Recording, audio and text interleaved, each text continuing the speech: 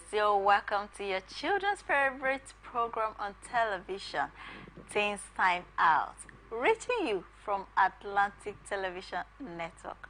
My name is Angel Mommy Meme, your host for Teens Time Out. Teens Time Out is a children-oriented program aimed at inculcating the right skills, morals, informing and entertaining young children and teenagers in Nigeria and across the globe. Teens Time Out is divided into three interesting segments. We have the story time, during which I read you an interesting story, and the second is the DIY segment, during which we learn to make simple items to make life easier for us. And the last but not the least is the diary, when we go on an exciting trip to a beautiful place in Nigeria. So you see, Teens Time Out is well loaded and exciting. We'll be right back after this break. Don't go anywhere.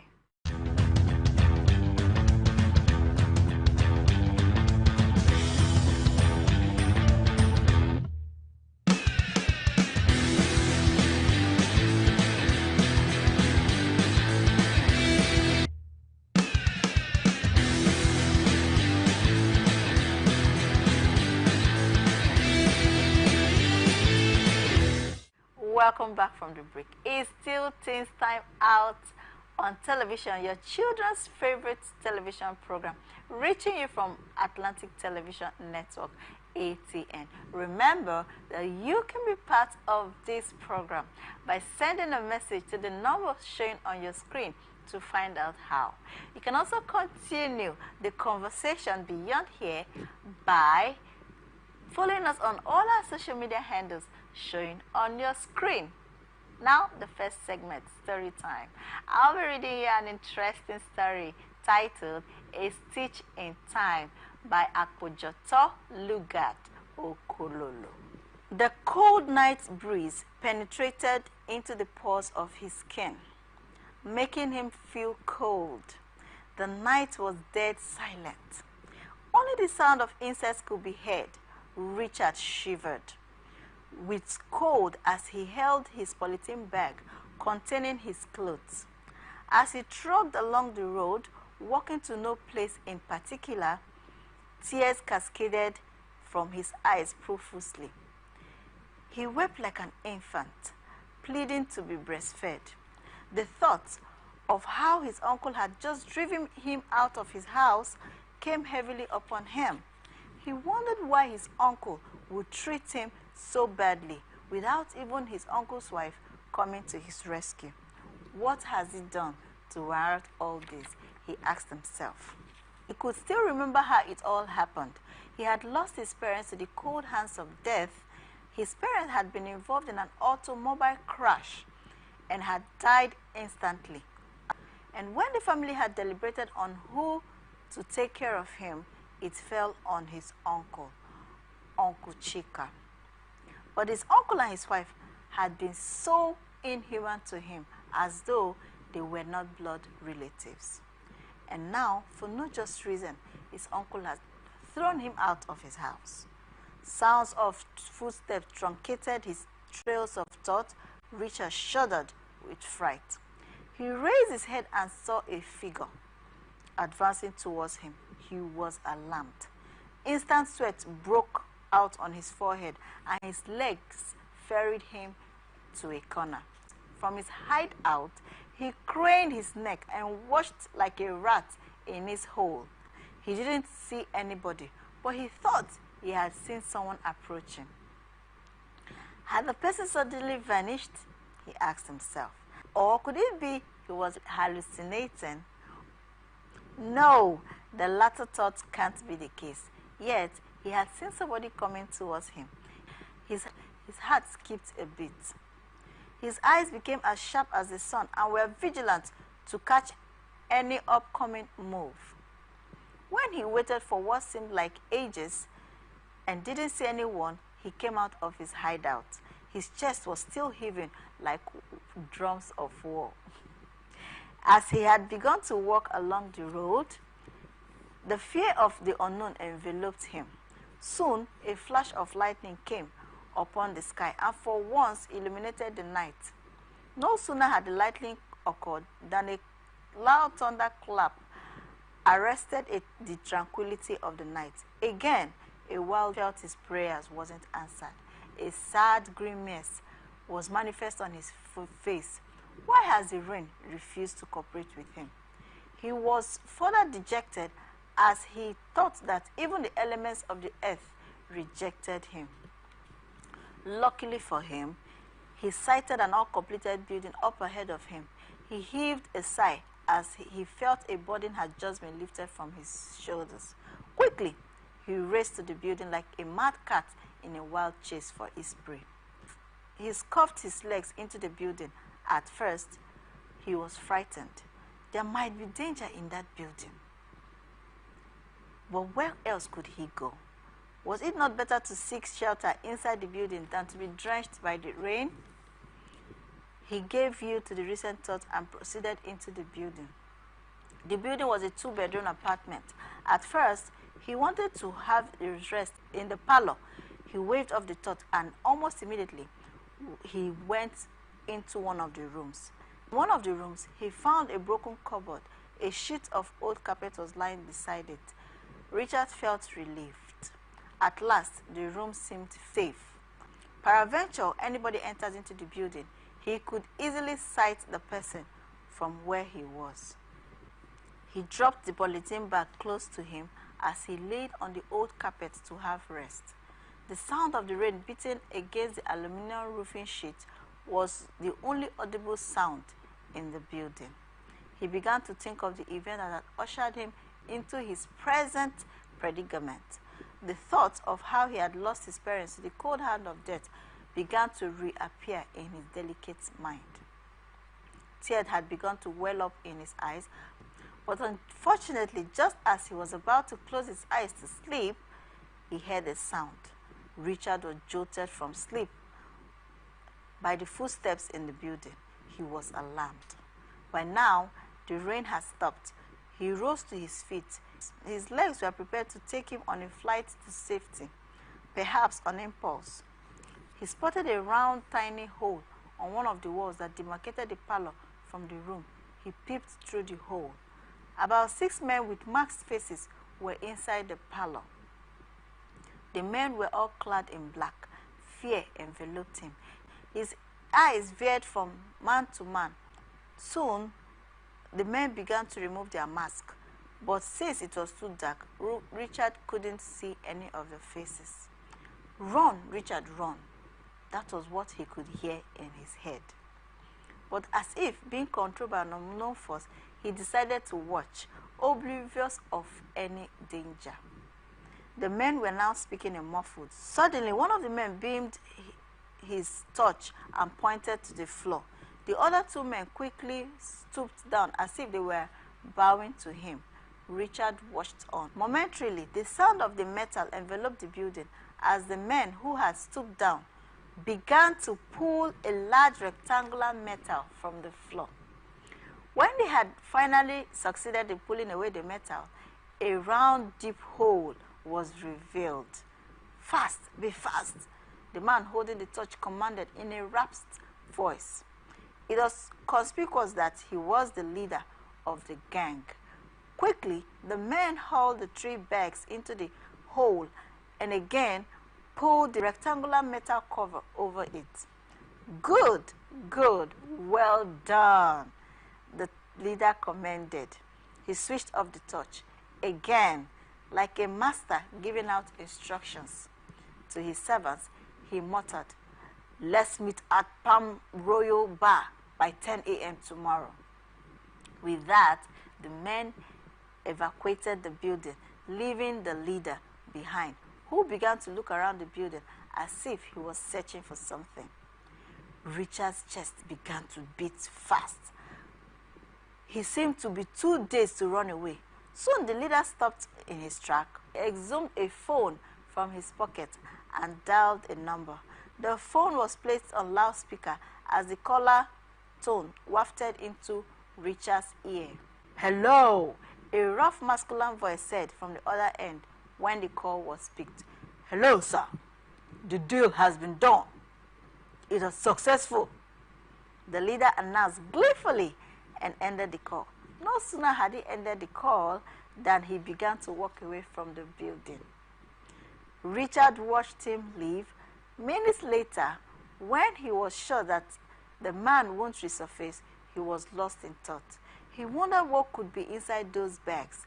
He knew instinctively that the men were criminals. Who could have been their victim, he thought. Although throughout the night he couldn't close his eyes to sleep. Sleep simply eluded him. The next day came so swiftly, and as soon as Richard could take his leave, he recalled the events he had witnessed last night. He wasn't sure of what to do. How could he report his findings to the police? He knew that the men were criminals and should be stopped. Such persons were dangerous to society. What if he goes to the nearby police station and told them what he had seen? It was the best thing to do. A stitch in time saves 9. He dragged his legs along the road leading to the nearby police station. He recalled that the men had mentioned meeting at a place by 10 a.m. the following morning. Yes, Royal Palm Bar was the meeting point. In a moment, he arrived at the police station. He met a policeman smartly dressed at the counter. Richard confronted him. "Good morning, sir," Richard greeted, his polythene bag clamped under his armpit. The policeman raised his face to look at him. He mumbled a dry response. "What do you want, little boy?" He probed. Richard told him his findings. A palpable expression which shows that he was shocked was manifested on his face. Just as he was speaking, another policeman walked in. The former policeman told the policeman who walked in all that Richard had said to him. "Are you sure of what you're saying, boy?" asked the policeman who had just walked in. Richard nodded his head in affirmation. "That could be the men who invaded Chief Maduka's house last night," said the policeman, clad in mufti. "I thought as much," affirmed the other policeman at the counter. Now, Chief Maduka was a business tycoon. A band of robbers had invaded his house last night and absconded with his money. The chief had returned from the bank with the money he had intended to use to purchase his goods the following day. He concluded that the armed robbers had acted on a tip-off. Immediately after the intruders had left his house, he called the police station. The same night, the police swung into action, but hadn't been able to catch the criminals. Those were the same men Richard had come across in the uncompleted building the previous night. "I can take you to the place where the armed robbers had hidden the money," Richard said. At once, the police swung into action. The policeman, who was clad in mufti, as Richard had earlier learned, was a sergeant. He took 4 other policemen with him to where Richard was to show them. When they reached the uncompleted building, Richard showed them the spot where they had buried the money, and the policemen retrieved the money immediately. To their shock, they found arms and ammunition inside the bags. Having been informed by Richard of the location where the armed robbers were to meet, the policemen drove immediately to the place. They arrived there within a twinkle of an eye. The armed robbers were surrounded by the policemen.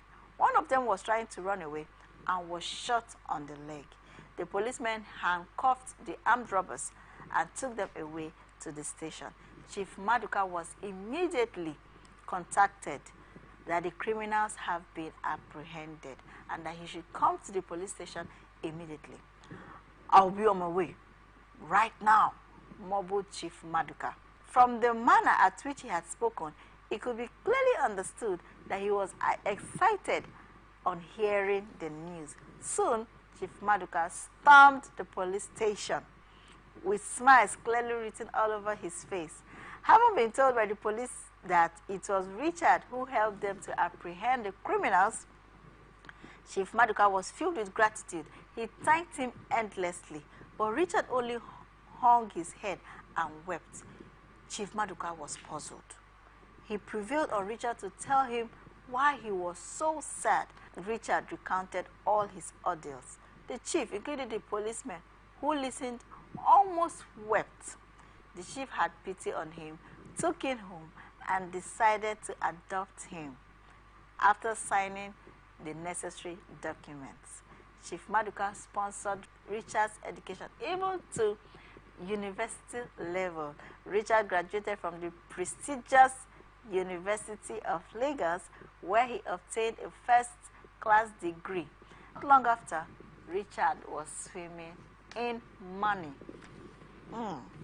The moral of the story can also be found from the title of the story, A Stitch in Time. A Stitch in Time. The earlier you do that thing which you're supposed to do, the better for you.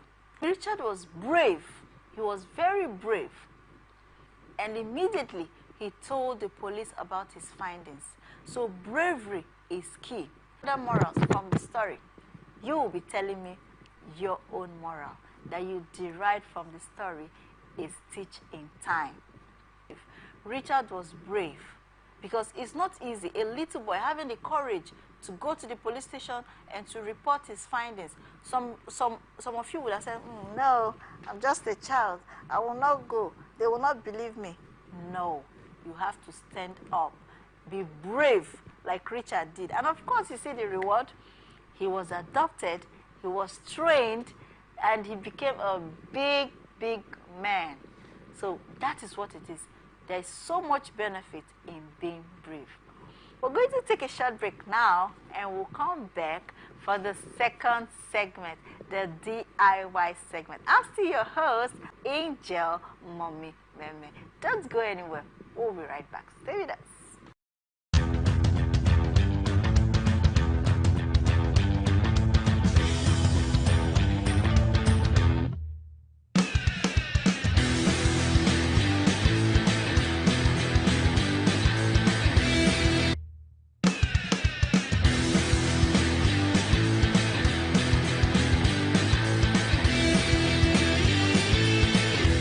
Welcome back from the break. It's still Teens Time out on Atlantic Television Network, ATN. Remember that you can be part of this show. Just send a message to the number showing on your screen to find out how. Or join the conversation beyond here by following us on all our social media handles showing on your screen. This is not the DIY segment. On this DIY segment, we'll be making a simple pen case. A simple pen case. Some of you have your pen, your pencils, your crayons scattered on your table. Now we'll be making a very simple and beautiful pancakes where you can pack all those things inside there. You can make it for your teacher as a gift and give it to your teacher. You can use it for yourself in your house, your study, on your table. You can do it for your father, for your mom. It's just beautiful. And of course, this is aimed at recycling used plastic bottles. It's creative. You would enjoy it. Stay with us.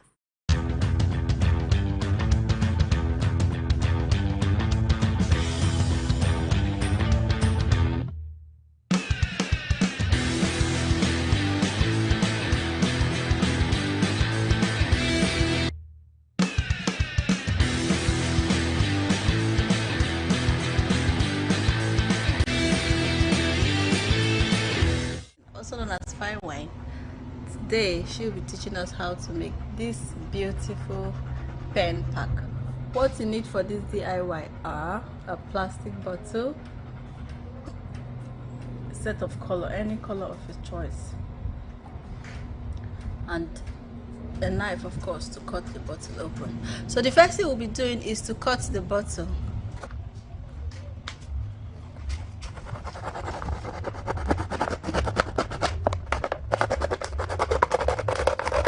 The idea of this DIY is is to promote recycling of used plastic bottles, and of course to clear your tables from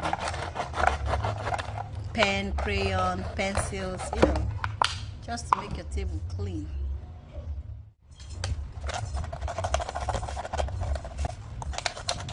The smooth edge. The next thing is to choose any color. You can be any color, but today so you use the blue and start to paint it. It can actually be any color of your choice. Just paint it until you paint every part of the bottle.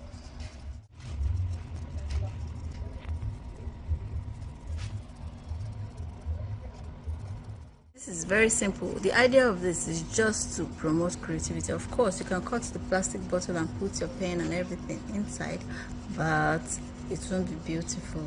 Painting it like this will make it very beautiful and more valuable.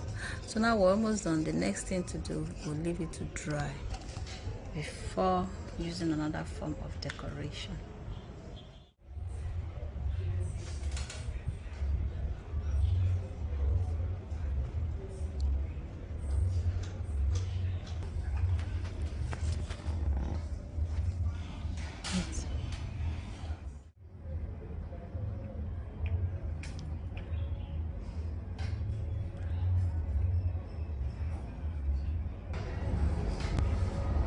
See how we have beautifully transformed this plastic bottle into a beautiful pen pack.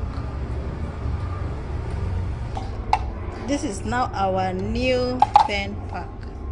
See how beautiful it is. You can actually have this design or this design.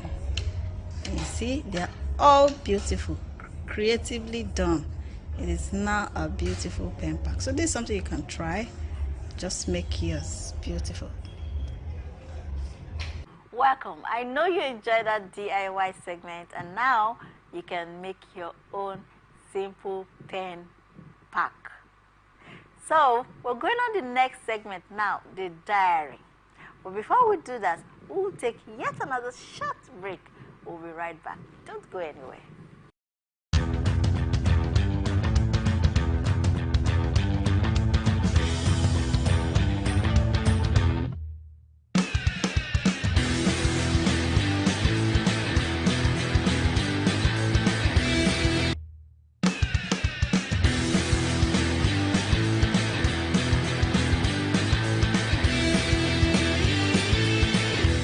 Welcome back from the break.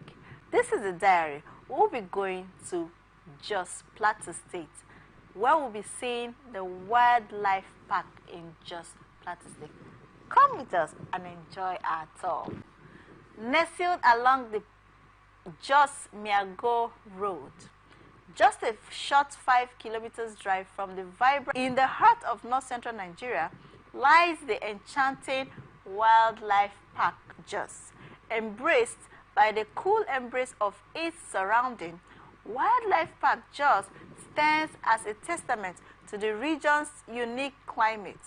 Despite the Nigerians' reputation for warmth, this park offers a refreshing change, urging visitors to bundle up in a thick clothing to ward off the chilly air that sweeps through its verdant landscapes.